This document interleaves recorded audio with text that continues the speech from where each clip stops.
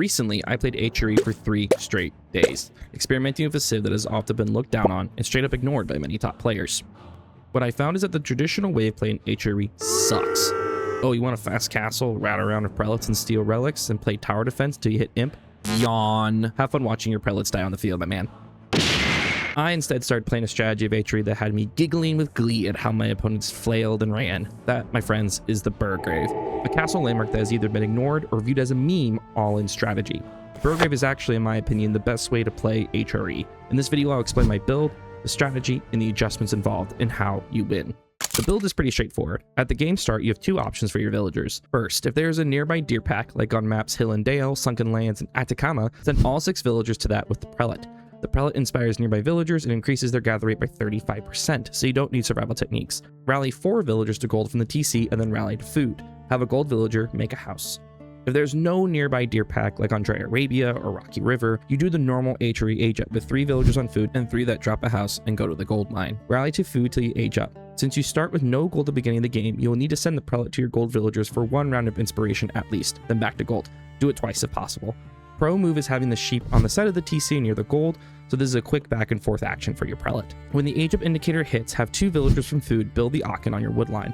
Rotate all the sheep to be on the side of the TC with the Aachen so they're in influence. Leave the other villagers on food and gold and rally your TC to wood. Keep rallying to wood until you have 200 to 300 wood depending on need.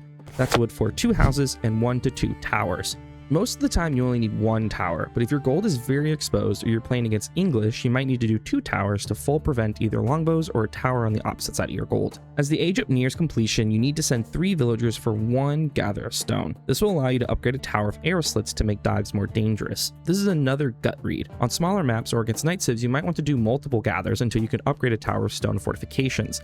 As HRE, your tower upgrades are cheaper, so it's not that much of a lift. You should have 5 villagers on gold after the tower is dropped. I had to go for a second prelate as the age up to feudal hits as well. This ensures all your villagers have inspiration, which is massive for your eco. If you think you'll face a lot of pressure, it's also worth to have 6 to 8 villagers on gold, so if you get pushed off or constantly raided, your castle age is not delayed or shut down from a lack of gold. As for food for castle age age up, this is why Dark HD are so vital. If you can go Dark HD, then you stay on it until your opponent sends units. Scouting is very important here, so you can be as greedy as possible. If you can't take Dark HD, then there's a good chance the food from sheep will be running low as you get closer to castle. The variation to support this is to leave 3 villagers on wood post-feudal age up. With Aachen inspiration, they'll provide a steady stream of wood that can be turned into early farms, which will allow sheep to last longer and start an early setup for your safe eco. This is not ideal, it will slow your timing, but it's better than running out of sheep before you are safe to move out onto food. For the entirety of feudal age, just rally to food until castle age indicator hits. Age up with a Burgrave of 6 villagers from food. Leave 8 on food and put the rest on wood. Rally your TC to wood during the entire castle age up. The vills on Burgrave should go back to food once done. Our next maximization opportunity is relics. If your opponent is fast casting or 2TC, you should pre-send out 2 of your prelates to nearby relics. The second you age up, grab them and return them, either putting them in a tower or dropping them on the ground if there is no room. If your opponent is attacking, you don't risk the prelates until you have made space. As the Burgrave comes up, it is vital you are scouting your opponent. The Burgrave, if used right, can end a game, but under normal circumstances, it provides you an ability to take a strong eco lead. Your goals with the Burgrave should be as follows. First, make the correct units for the situation. If your opponent is a feudal knight civ, then go spears until you reduce the knight number. For all their civs, upgrade your men-at-arms and go mass men-at-arms. Spam units in force fights and dives. You want the opponent frozen in their base, defending their eco. Don't have your units die for nothing, but keep near their base of units. Your infantry, thanks to the Burgrave, now have charge damage, so running in, doing damage, and running away is legit strategy, like knights. Secure relics. While you don't have the Regnitz boost on your relics, 5 relics is still 400 gold a minute. That's around 9 villagers working gold.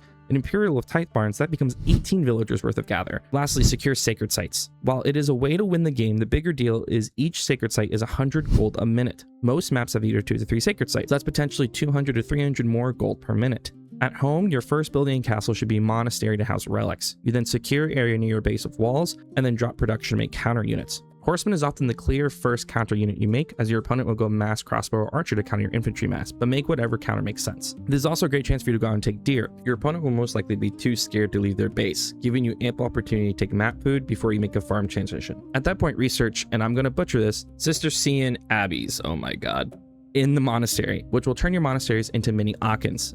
You then build monasteries on resources with prelates in them to get that boosted eco, similar to how Lancaster uses manors to boom. At that point you play the game as normal, but now have a massive eco advantage from relics and sacred sites, as well as a setup eco that can make your individual villagers much better than most civs.